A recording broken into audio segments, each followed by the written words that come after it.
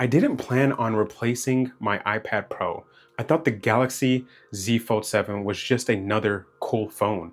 I thought it was just another device that these tech companies were making just to show off how thin they can make a device, just to show off how cool this form factor could be. And I watched a bunch of different videos on this phone before I made the purchase, and I was in love with the design. I was in love with the idea of having a phone in my pocket that was as thin the Galaxy S25 Ultra, but that whenever I needed to access a larger screen, beautiful screen to look at for my multimedia and everything like that.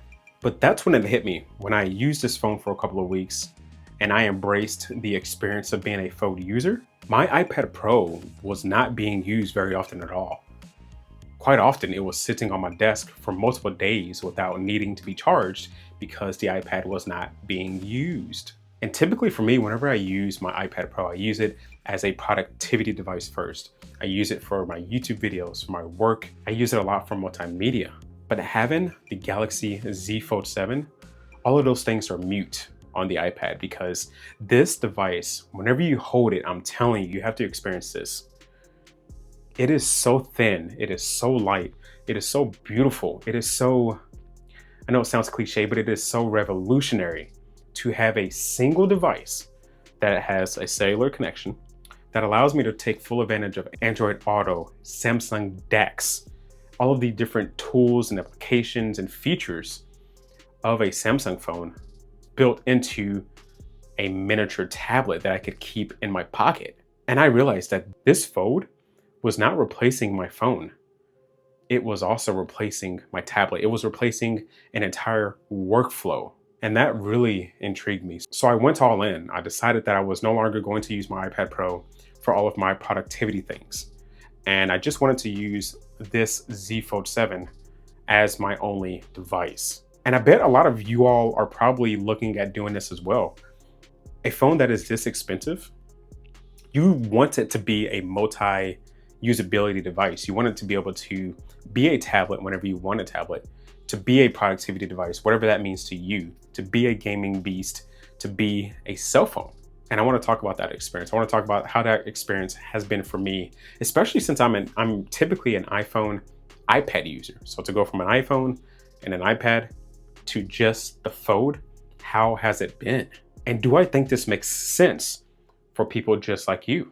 I really wanted to go all in on this because whenever you carry an iPad, especially since the iPad mini, it's not really a Pro type device. So whenever you carry a cell phone and an iPad, especially whenever you are traveling, the iPad gets very bulky. Yes, the new iPads, especially the new 5s, the iPad is really thin and it's pretty light, right?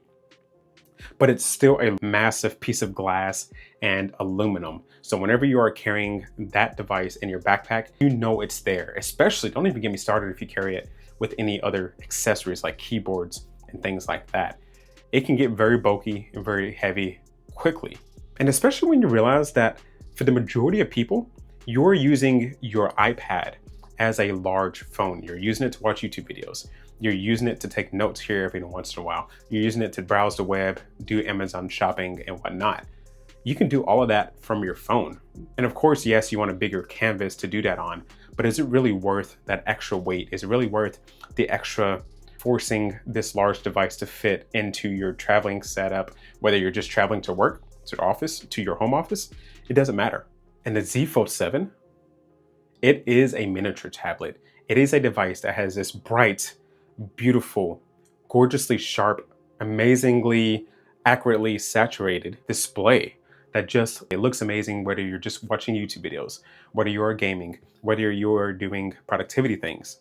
This screen looks amazing all of the time. Now, of course, you do have that crease. The crease itself is not very noticeable at all whenever you are using it, unless you are using it in very bright situations. And I will say the majority of people won't even recognize that. But it literally feels like an insanely thin and insanely light miniature tablet. And when you look at Apple, they don't have a device that really competes with this at all. You can say that maybe the iPad mini could, but the iPad mini has a LCD 60 Hertz display that doesn't come close to what it does on this Galaxy Z Fold 7. And this inner display on this Z Fold 7 is great for reading. It's great for multimedia, whether you're a YouTube watcher or an avid movie watcher.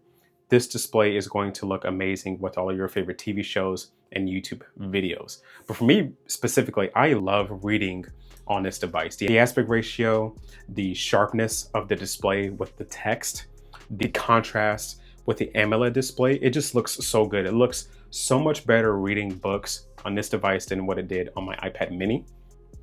And the iPad Pro, it's almost impossible to read a book on that device for an extended period of time just because of how large it can get. And then whenever you look at the multitasking, Apple has come a long way with iPadOS 26, but the multitasking that Samsung offers is amazing.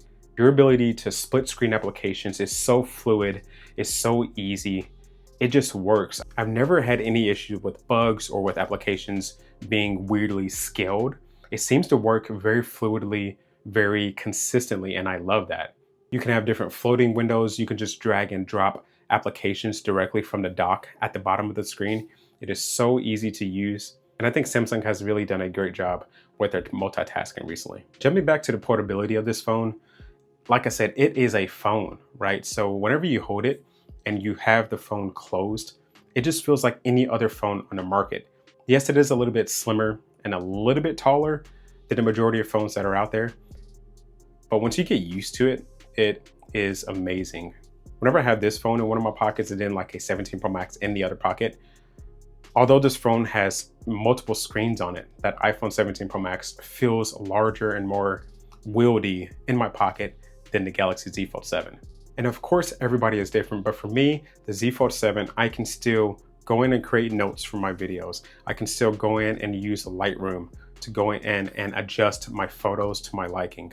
I use the application Local Send, so I can actually use my Z Fold 7 to record video and or take a bunch of photos, and I can automatically have it sent up to my Mac using Local Send, which is very similar to Apple's AirDrop. So I really love Local Send. If there's something on my phone that I need sent to my Mac for whatever reason, I still have that ability, which is something that I did on my iPad Pro a lot as well. I can still go in and manage my YouTube channel, whether it's YouTube Studio or going in and managing my social medias.